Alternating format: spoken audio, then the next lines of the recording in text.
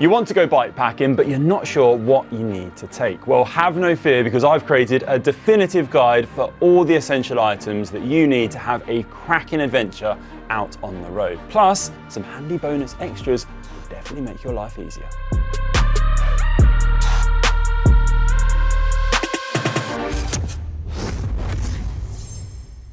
Let's unpack this video with bags then, and bikepacking bags which fit to the frame of your bike are my go-to when it comes to any sort of multi-day trip or adventure, mainly because you know they're going to fit on any bike. Literally, you can just whack something like this. This is a saddle pack, fits about 15 litres of items into it, and it just goes onto your saddle rails, fits around your seat post. Bosh, there you go, straight on. You don't have to worry about mounting points or making sure you have the right adapters to fit panniers and things like this. More on panniers in a second. We are lucky enough to be supported by Topeak here on the channel, so we use their bags for our adventures, but there are loads of brands out there making something pretty similar to this. It consists of a dry bag, which is compressible and waterproof, so you can fit in your items, compress it down, sits nicely behind your bottom. And I would pack your kind of lighter clothing items here. You don't want this to be super heavy on your saddle, because that will just mean that you get a bit more sway. So I put in your spare clothes, things like spare riding clothes, spare clothes for off the bike and such items, maybe a light towel or a light sleeping bag you could also stuff into here. And yeah, that sway can be an issue with bikepacking bags like this. That is potentially the disadvantage compared to panniers. If you overpack it, what tends to happen, you don't attach it properly to your bike. When you get out of the saddle, you do get that swaying motion. You can combat this by getting something called a wishbone, which sits just above the bag. You attach it to your saddle rails, and that just kind of clamps in there to stop any sort of sway. Moving on to something like a handlebar bag. Handlebar, really good place to store lightweight items too. Maybe slightly bulky items like a sleeping bag, sleeping mats that you can get into a dry bag as well. Put in here, have it on your handlebars. Also, what I would say in terms of bikepacking bags, personally, I think they're a great way to balance the weight around your bike, so it's not all in one place. So you have to be really careful. You're making sure you're putting your weight around the bike, and that will really improve the handling of your bike as well, if you're not having everything loaded on the back, everything loaded on the front. Of course, you don't have to use bikepacking bags such as these. You can opt for panniers and racks which would mount to your bike with mounting points, but there's also plenty of pannier racks out there these days which don't need mounting points. You can mount with the through axle and clip onto your frame. And the advantage of these is that they can carry quite a lot more stuff. They have a bigger weight capacity. So if you are going on a longer trip, perhaps a month-long, real epic journey across a continent, these are great because you can carry way more stuff. Moving on to the triangle of your bike, which is a brilliant place to store slightly heavier items, keeping that weight central in the bike. So things like spare tools, maybe stuff like power packs or camping stoves, that sort of heavier stuff, which you kind of don't really want to put into your saddle pack. So you want something like a frame bag like this one, sits right there on the top tube, basically in the center of your bike. I think one of my favorite simple items that you can use to carry stuff on your bike is something like this. This is Topeak's Versa Cage. Plenty of similar items out there. It's a relatively cheap item too, so it comes in at around 20, 30 US dollars. The reason I love it is because it mounts on your fork or in any other mounting place on your bike, so on the down tube perhaps. And it's such a good place to carry stuff too, because if you have mounting points, you can just whack them on there, onto the fork or wherever. Or if you don't have mounting points, you can use pretty strong zip ties, which would come with these to go onto the forks. And it's a great place to carry sort of bulkier items like a bigger sleeping bag, which you might find hard to fit into something like this or your handlebar bag. What are you going to put in all these bags though? Well, if you're going camping, you're going to need some shelter.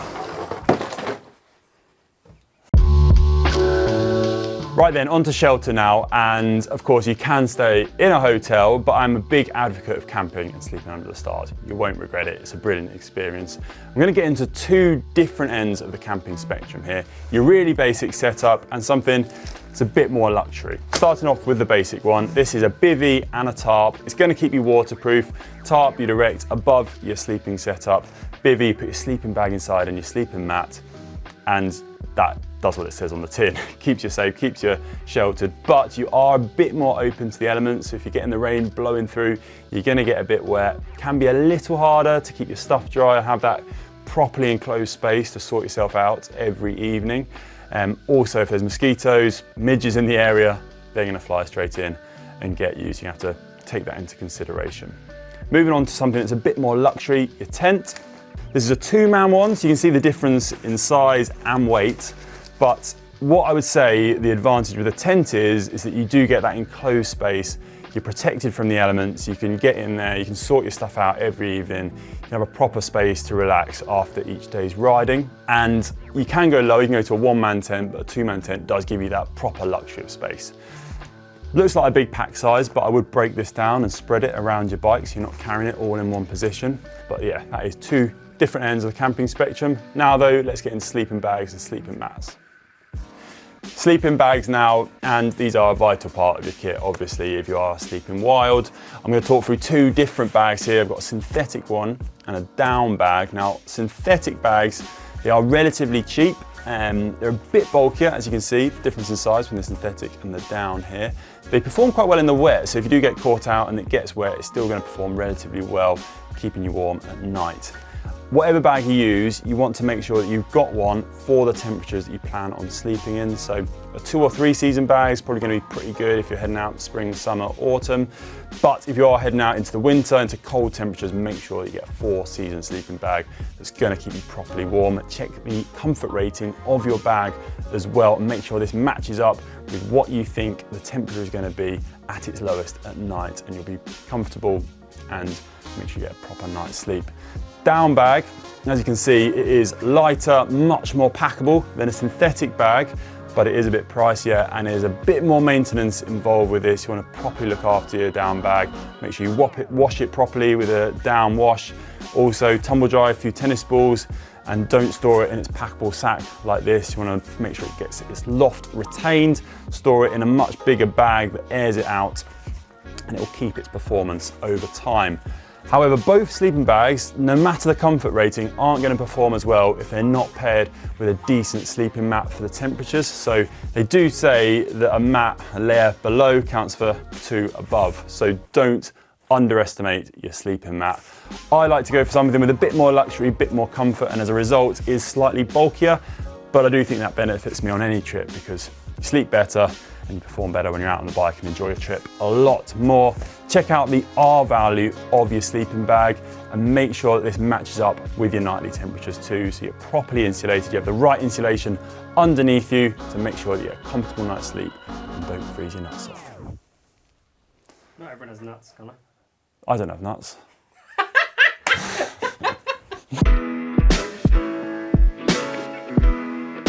Clothing now, and of course this is going to depend on where you're riding. It's going to be totally different between summer and winter, mountains, down by the sea. But I think an essential item is definitely a super packable jacket like this one, a down or a synthetic jacket. Pack it up super small, fit it in your bags easily. You can use it on the bike, off the bike for a proper bit of warmth, keeping you going in the evenings, but also if the temperature does dip, you can whack it onto the bike, stay comfortable.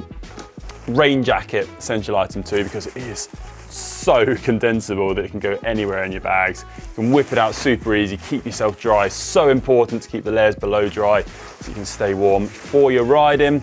In terms of riding gear though, I always try and bring 1 spare kit basically. So spare pair of bibs, spare jersey and spare socks. Those layers that are going to be on your body, I try and swap between. So wear one whilst I'm washing the other in the evening wherever I've stopped for the night, and then I dry it at evening too. Hopefully it's dry by the morning. If it's not, what I tend to do is strap it to my bag so it can kind of dry as you're riding, and then if you do stop anywhere for the afternoon, you can hang it up, get some additional drying going. And those dirty clothes, I really try and keep separate from everything else in your pack. So get a dry bag such as this one, stuff them in there, and then you can wash it whenever you have the means necessary. Right then, on to cooking, grub, food, vitally important for me, and I'm sure everyone else out there too. So a stove is going to be something you're going to want to bring if you want to boil water or cook food. Starting off with a gas stove, like this one you see in front of me. You can go more minimal than this, something even smaller, really super tiny, it just screws on to the gas canister. I've used those in the past, but I found there is an advantage to using something a little bigger, something like this, which is more stable on uneven ground, and also when you're tired, you're bumbling around your camp, and those smaller stoves can be easier to knock over. But it doesn't have to be gas, there's other fuels out there. This is a wood stove, so you can fold that, build it up together, find some dry pine cones, dry and wood, find the fuel as you're riding, build up a little fire for your cooking needs. It's going to be a little slower to get things moving, not quite as powerful as the gas though. There's also alcohol burners out there, which are pretty small. You can buy the fuel wherever you may be in the world, and the alcohol needed to burn on these is also quite easy to carry in various parts of your bike. You can put it in a plastic water bottle, for example, and strap it anywhere in your kit. The gas stoves, because of those gas canisters, can be a little bulky, sometimes can be hard to find, so that is something to take into consideration. Another essential item, I think, is a water filter. So these are, again, relatively cheap, but they afford you the luxury of being able to fill up your water bottles pretty much anywhere, from rivers, streams, and also from sources that you might not trust. So these filter out 99.99% of bacteria, parasites, viruses, so it really gives you a good option to stay healthy and also refill in a lot more places than you would have done without one. Food wise, I always whack a few of these packs into my kit. They're super light, super condensed, also quite healthy too. Pack a load of calories, 940 calories in a pack, so you can use these to kind of top up your nutritional needs on the go, supplement that with whatever you're eating on your ride or wherever you may be stopping. I'm not going to pretend to be a camp cook. There's obviously experts out there much better at cooking than me, and you can go wild with your camp cook setup, but that is a pretty basic kind of essential option. Back to these cages as well, which I talked about earlier. These are perfect for strapping extra water to your bike. So get some 1 litre, 1.5 litre canteens, strap them to these cages, really increase your water carrying capacity, so you're sure that you're not going to run out of supplies if you're going somewhere super remote or where you're not sure you're going to get extra water. And in terms of cutlery, I normally go for 1 spork, pen knife, really important for whatever you need to chop up, and also 1 massive mug to boil water with. Not too massive, just make sure it fits in your pack, and then a coffee mug to pour things into so you can boil on the go, have your coffee or whatever, eat out of your mug, and also whack that mug back on there to boil some more water. Okay, moving on to electronics now, and you're definitely going to need to take a few bits and bobs with you when you're heading out on your adventure. I like to keep everything within a dry bag, within my bags, as an added insurance policy to make sure water doesn't get into my essential electronic items, which are often the pricier bits of kit that you're taking with you. So battery pack first and foremost, really essential, making sure you carry enough juice to recharge your phone, navigation items, and as many times as possible without having to stop at a cafe or maybe spending 1 night in a hotel to do a big recharge. Or you can look at a dynamo hub fitted to your bike so you can charge items on the go. That's something maybe for someone who's considering a longer trip or building a really specific bikepacking bike for multiple trips down the line. But these dynamo hubs, great option if you can get your hands on one. Navigation. Now, I always download the GPXs, the routes of where I'm traveling to on my head unit in advance before I head out on a trip, making sure they're all there and also backing them up on my phone as well, so that they're stored in offline mode and ready to use in case you do have a mishap with whatever head unit you may be using. And I also, if I am going really remote, take a paper map, good old-fashioned paper map as a backup. Lights, even if you're traveling in the daylight, you're not planning on riding in the night, I'd always recommend bringing lights with you because you never know what's going to happen. Often when you're bike packing, the days are longer than you think, things happen, you stop for longer than you think, and you do end up riding into the night. So lights, you definitely need them to make sure that you stay safe out on the road, and even a backup light as well in case you have an issue with one. This is a really handy gadget to consider. It's a light mount that would mount to any sort of mounting points you have on your bike, because it can be a bit tricky to fit lights onto your bike when all the bags are attached on the handlebars. So you can put this on a mounting point on your fork, for example, if you have one, keeping your lights lower down and away from all your bags, so there's a proper place to keep that light. Head torch, another essential item. I'd have this packed in a place which is super accessible, so that when you do stop, you set up camp or you get to a place, maybe the sunset, it's getting dark, you can go to this straight away, whip it out, whack it on your head, and you have lights set up to sort out your bike, get yourself sorted for the evening and the night. Safety-wise, consider bringing a basic first aid kit with you. So consider things like wound dressing, paracetamol, rehydration mixes, iodine and tweezers for disinfection, and also Benadryl or antihistamines for bug bites or maybe if pollen's an issue. Also, if you are going really remote, definitely worth considering a tracker, just so that loved ones can keep up with your progress and there's someone away from your trip that can keep a bit of an eye on you, make sure that you haven't got yourself in trouble. Also, bears. Not a problem here close to GCN HQ. Haven't seen a bear anywhere near, but I know it's a big issue if you're in North America or other areas of the world. Take bears into consideration, practice good food hanging methods, and make sure you don't attract any unwanted guests.